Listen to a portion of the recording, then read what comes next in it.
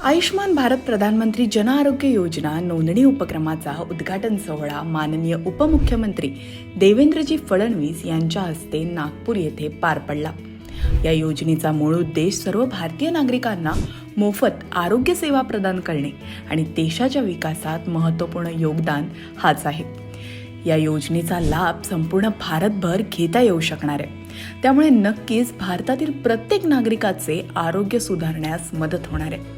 आयुष्मान भारत योजनेच्या नोंदणी प्रक्रियेसाठी 8 इको गाड्या देखील पुरवल्या गेल्यात, ज्यात प्रत्येकी 4 प्रतिनिधी उपलब्ध केले जातील, जे दारोदारी जाऊन या उपक्रमाची नोंदणी करतील। या गाड्यांची पाहणी स्वतः देवेंद्रजी फडणवीस यांनी केली। त्याचप्रमाणे डिजिटल मोबाईल क्लिनिक याची आतून पाहणी देखील त्यांच्याद्वारे करण्यात आली। वेगवेगळ्या संस्थांनी या ठिकाणी CSRच्या माध्यमातून हे डिजिटल दवाखाने दिलेले आहेत। ICICI बँक त्याच्यामध्ये आहे, डॉक्टर पल्लवी बुटाला आहेत। अशा विविध लोकांनी त्यांच्या CSR मधनं या व्हॅन्स दिलेल्या आहेत। यातली जी मुख्य व्हॅन आहे त्याच्यामध्ये 100 चाचण्या या एका वेळी करता येतात अशा प्रकारची ती व्हॅन आहे। या सगळ्या व्हॅन वेगवेगळ्या मतदारसंघामध्ये ग्रामीण भागामध्ये फिरतील आणि सामान्य माणसाला आरोग्य त्याच्यापर्यंत पोहोचवतील। या व्हॅन्स सरकारच्या योजनांशी देखील आम्ही जोडलेल्या आहेत, जेणेकरून सामान्य माणसाला एक दिलासा मिळाला पाहिजे आणि घरापर्यंत त्याच्या आरोग्य मिळालं पाहिजे, हा प्रयत्न आहे। या योजनेद्वारे 50 करोडहून अधिक लाभार्थ्यांना म्हणजेच 10 करोडहून अधिक कुटुंबांना मोफत आरोग्य सेवांचा लाभ मिळण्यास मदत होणार आहे। की आरोग्य आपल्या दारी हा एक, जसं सरकार आपल्या दारी आहे तसं महायुतीचं आरोग्य आपल्या दारी असा एक मंत्र आहे।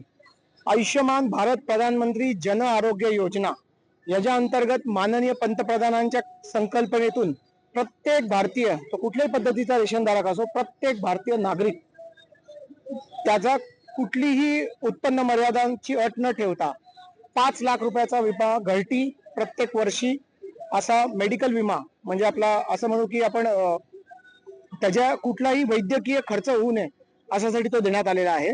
तो जो वैद्यकीय विमा आहे त्याच्यामध्ये जर आपल्या कुटुंबामध्ये 70 वर्षाहूनही अधिक असं कोणी ज्येष्ठ नागरिक असतील तर त्यांच्यासाठी अधिक 5 लाख रुपये असा वार्षिक 10 लाख रुपये हमी सरकारने या योजनेअंतर्गत दिलेली आहे।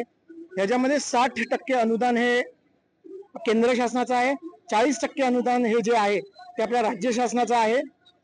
आणि याच्यासाठी माननीय देवेंद्रजींच्या मार्गदर्शनाखाली आयुष्यमान भारत मिशनची महाराष्ट्रासाठी एक समिती नेमण्यात आलेली आहे।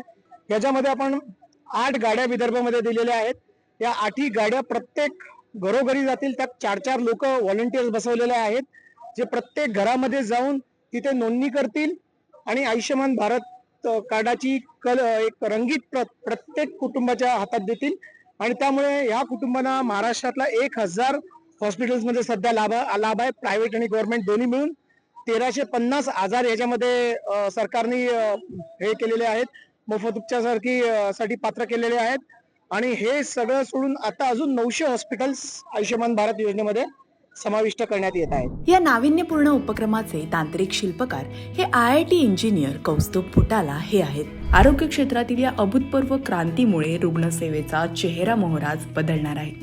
चला तर मग या आरोग्य क्रांतीत सहभागी होऊया।